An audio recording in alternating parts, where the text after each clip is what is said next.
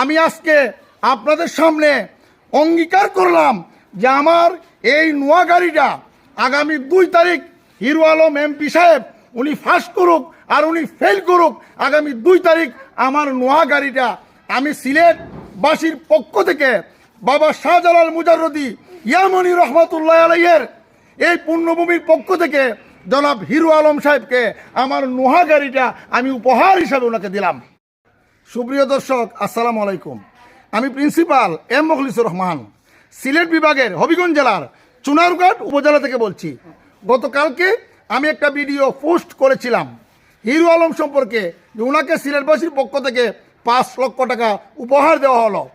সুপ্রিয় দর্শকগণ, আমার এই ভিডিওটাতে আমার প্রিয় দর্শকগণ আমাকে নিয়ে অনেক বাজে কমেন্ট করেছেন, অনেক বাজে কথা বলেছেন, আমাকে অনেক গালি দিয়েছেন। ভাইরা আমার, আমি গালি শোনার পাত্র নয়, আমি গালি শোনার পাত্র নয়। আমি একজন শিক্ষক, আমি একজন প্রিন্সিপাল, আমি একজন সচেতন মানুষ, আমি ফাউল ভিডিও করি না। আমি আজকে আপনাদের সামনে অঙ্গীকার করলাম যে আমার এই নোয়া গাড়িটা আগামী 2 তারিখ হিরো আলম এমপি সাহেব উনি ফার্স্ট করুক আর উনি ফেল করুক, আগামী 2 তারিখ আমার নোয়া গাড়িটা আমি সিলেটবাসীর পক্ষ থেকে বাবা শাহজালাল মুজাররদি ইয়ামনি রহমতুল্লাহ আলাইহির এই পুণ্যভূমির পক্ষ থেকে জনাব হিরো আলম সাহেবকে আমার নোহা গাড়িটা আমি উপহার হিসাবে ওনাকে দিলাম। প্রিন্সিপাল সাহেব, জি বলেন, আপনি কি সত্যি ওনাকে গাড়িটা দিয়ে দিবেন? আমি ওয়াদা করলাম আমার ভিডিওটা আপনারা স্ক্রিনশট দিয়ে রাখবেন। কেন জানেন? আমি যেন না লড়তে পারি, আপনারা রেকর্ড রাখবেন।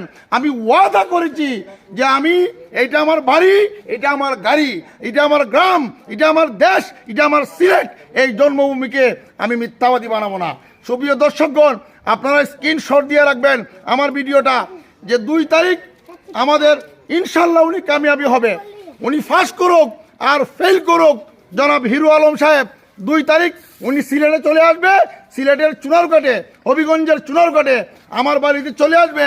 আমি ওনাকে আমার এই নোয়া গাড়িটার কাগজপত্র সব কিছু আমি হ্যান্ড ওভার করে ওনার হাতে আমি সমর্পণ করে দিব। প্রিন্সিপাল সাহেব বলেন, আসলে হিরো আলমের এত বড় ভক্ত যে আপনি ওনাকে আপনার গাড়িটা দিয়ে দিবেন, কি কারণে এত ভক্ত হলেন? আর হিরো আলমের কি এমন যোগ্যতা আছে আপনি গাড়িটা?